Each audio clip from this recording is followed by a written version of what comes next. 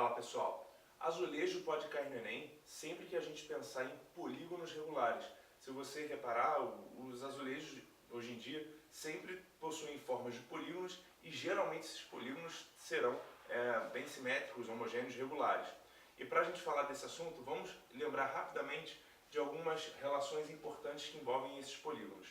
No primeiro caso, a gente tem o somatório dos ângulos internos de um polígono, 180 vezes n menos 2, n é a quantidade de lados do seu polígono. Quando esse polígono for regular, você pode calcular o ângulo interno de cada polígono fazendo esse somatório dividido pela quantidade de lados ou ângulos.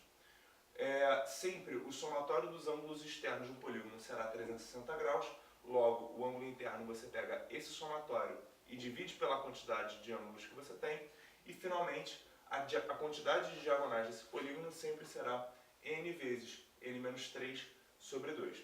Vamos entender agora como o Enem pode cobrar esse assunto na sua prova. Na construção civil, é muito comum a utilização de ladrilhos ou azulejos com a forma de polígonos para o revestimento de pisos e paredes. Entretanto, não são todas as combinações de polígonos que se prestam a pavimentar uma superfície plana, sem que haja falhas ou superposições de ladrilhos, como ilustram as figuras. A tabela traz uma relação de alguns polígonos regulares com as respectivas medidas de seus ângulos internos.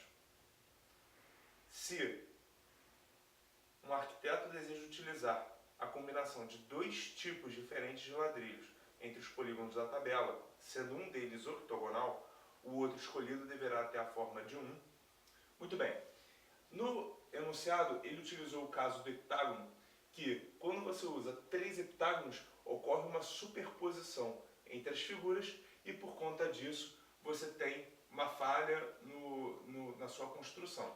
Por que isso acontece? Porque quando você coloca 3 heptágonos, um colado no outro, você tem que o somatório dos ângulos internos ultrapassa 360 graus, portanto ocorre a superposição. Então, nessa questão, a gente precisa tomar o cuidado para utilizar os polígonos necessários e a quantidade de polígonos necessários de forma a fechar exatamente 360 graus e aí, na prática, não ter esse problema. Como a questão utiliza um octógono, você, dos 360 graus, já utiliza 135. Muito bem, como você precisa utilizar uma outra espécie de polígono, o que você precisa reparar nesse caso? Que se você tem 135 graus já com um octógono, você não conseguiria completar essa figura utilizando somente o outro polígono. Por quê? Porque se você tem um final aqui 5 e você precisa chegar a 360, você precisaria somar um outro múltiplo de 5 a esse ângulo.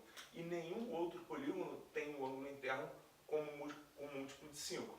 Então, o octógono, só um octógono não seria necessário. Nesse caso, a gente precisaria utilizar outro octógono, mais um octógono. Por quê?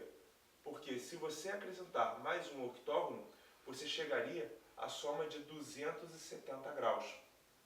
Agora que você tem 260 graus e você precisa chegar a 360, o mais indicado é que você utilize um quadrado, porque ao utilizar o quadrado você soma 90 graus e você fica com exatamente 360 graus e aí você não tem superposição das figuras.